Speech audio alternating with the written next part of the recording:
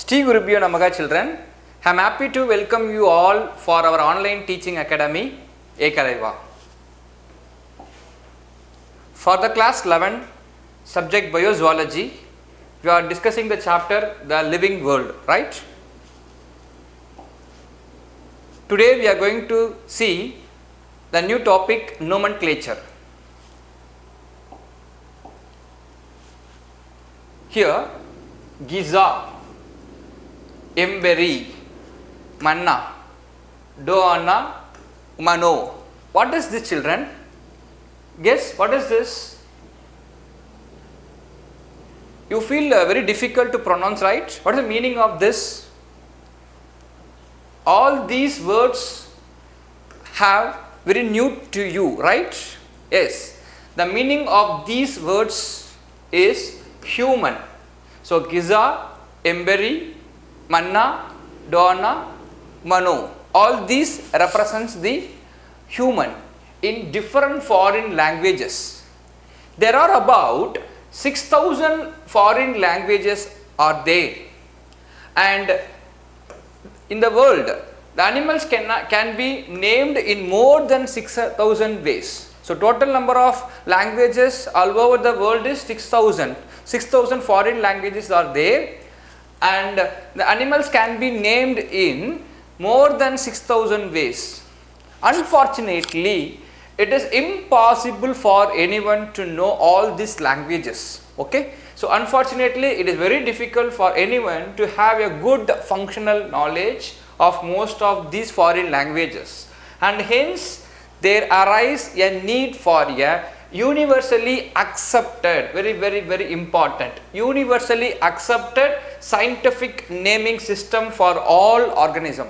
Okay, so there will be a common name. So universally accepted scientific naming system for all organisms. Okay,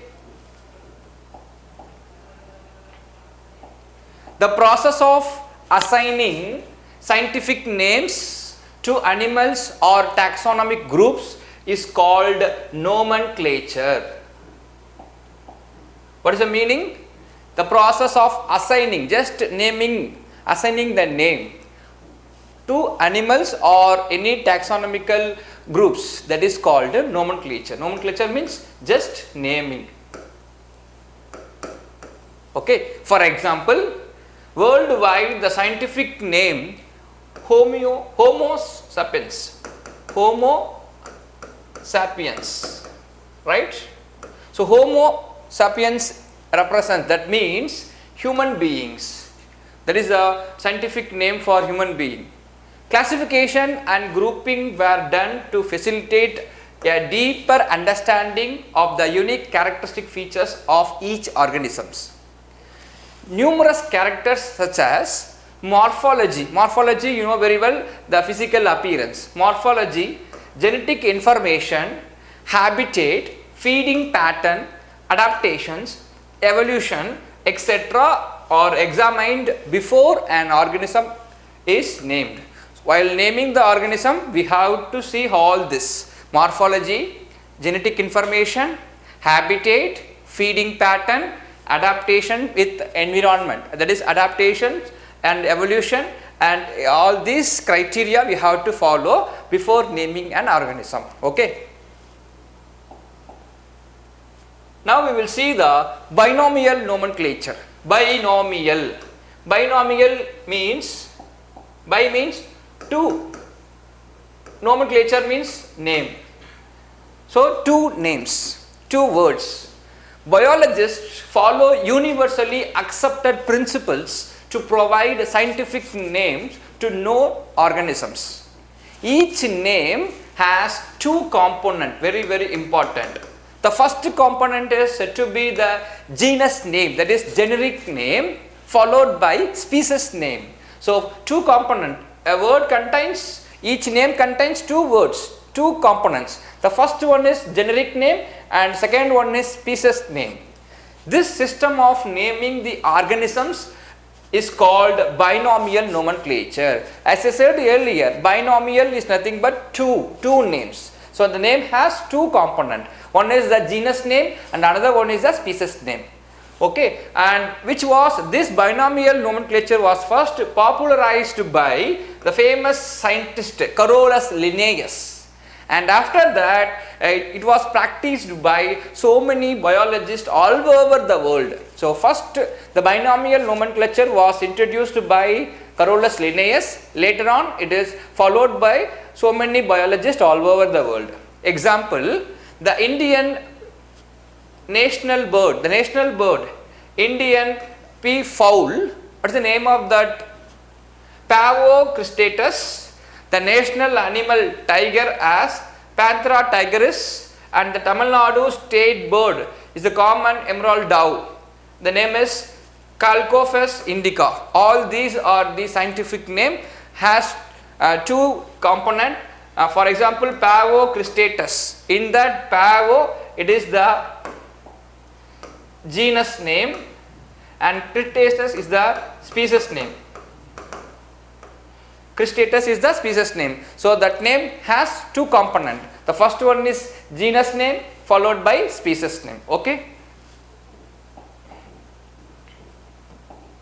Nomenclature is not an end to systematics and taxonomy, but it is very necessary, very important in organizing information about biodiversity.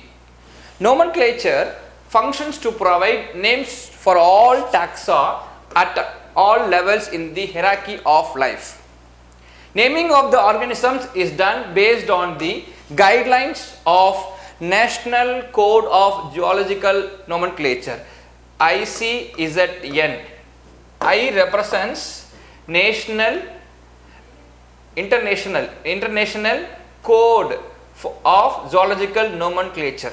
There will be a committee is there, they only followed, they only provide the principles. Okay, so naming of organisms is done based on the guidelines, based on the principles provided by ICZN, International Council of Zoological Nomenclature. Clear? The scientific name ensured that each organism has only one name. So one organism, one name only. There is no other name, nickname and all. It is widely accepted all over the world. So all the scientific names, zoological names, ensure that each organism having only one name. Clear?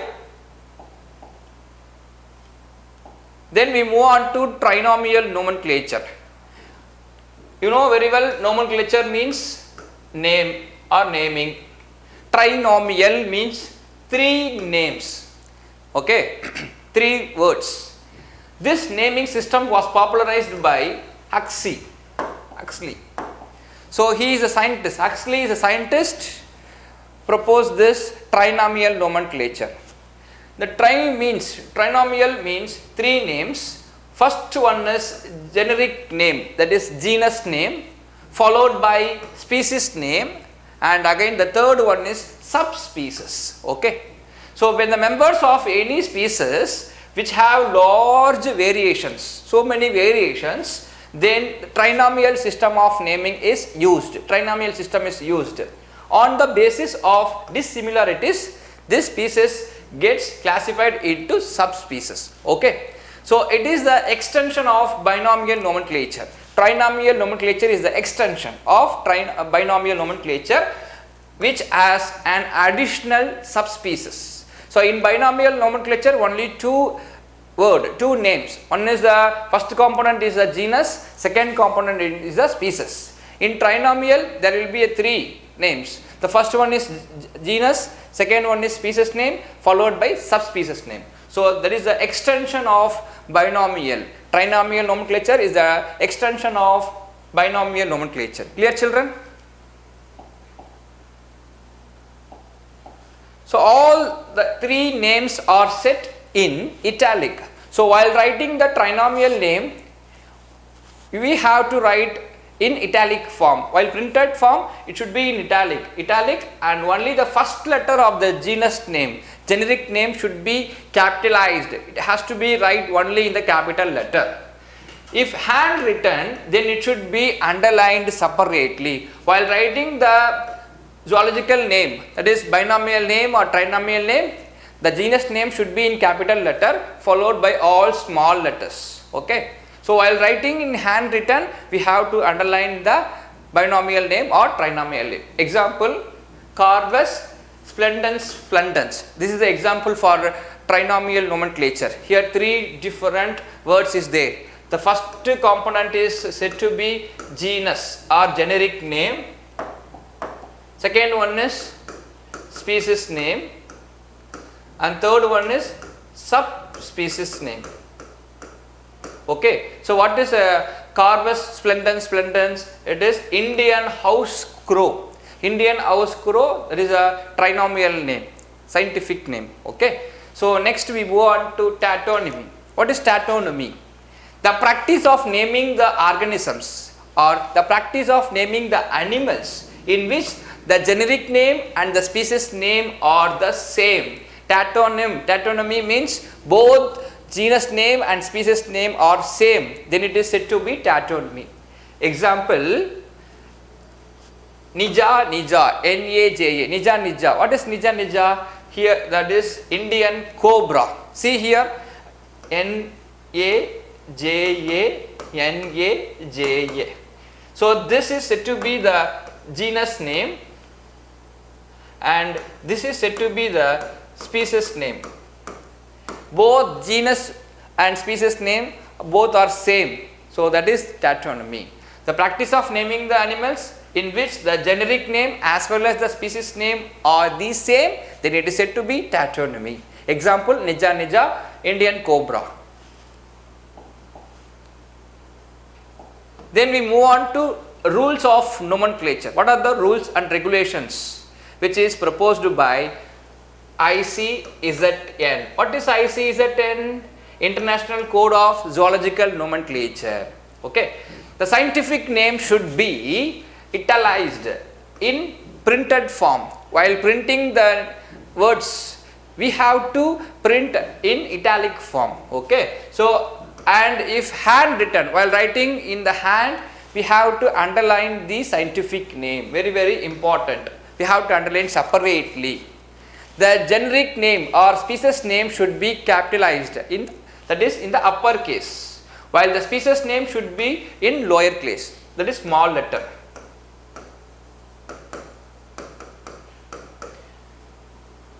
Upper case means capital letter. Okay. The scientific names of any two organisms are not similar. So each one organism having one name. There is no same name for two different organisms. Okay. So the name or abbreviated name of the scientist who first published the scientific name may be written after the species name along with the year of publication. For example, lion, you know very well, lion. The scientific name is Felis leo. The lion scientific name is Felis leo. The Felis is the genus name, Leo is the species name, followed by the scientist name LINN and the year of publication. So while writing the scientific name along with the scientist name with the year of publication, or the abbreviated form of the scientist, Felis leo, L represents the scientist name Lin, followed by the year of publication 1758. Can you get my point, children? Shall we move on to the next slide? Yes. Then we move on to tools for study of taxonomy. Tools and taxonomical aids may be different for the study of plants and as well as the animals. So plant is different and animals are different. So different tools and taxonomical aids are different. Okay. So herbarium and botanical garden may be used as the tools for studying the plant taxonomy. While in the case of animal taxonomy for animals, museum, taxonomical keys, zoological and marine parks, these are the tools to study the animals. The important component of taxonomical tools are field visit, survey, identification, classification, preservation and documentation. Okay. Next we move on to the classical taxonomical tools. First one, taxonomical keys. Keys are based on comparative analysis of similarities and dissimilarities of organisms. There are separate keys for different taxonomical categories. Next we move on to museum. Everyone have the chance of visiting museum, right? So biological museums have so many collections of preserved plants and animals for study and ready reference. Specimens of both extant and living organisms can be able to study in the museum. So once again I am repeating, museum is nothing but, the biological museum is a collection of preserved plants or animals for the study, for the research purposes. So the specimens of both extant and the living organisms are preserved very safely for studies. Okay. Then we move on to zoological parks. So many parks you know very well. Harinjaranna Zoological Park is in Vandalur, right? So many animals are there in one particular place. So these are places where wild animals are kept in protected environment under human care. Very important.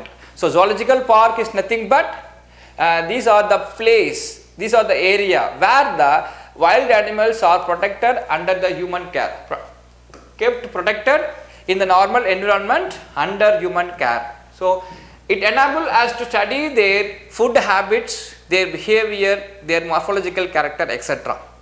Then we move on to marine parks. Marine, that means sea, ocean, like that.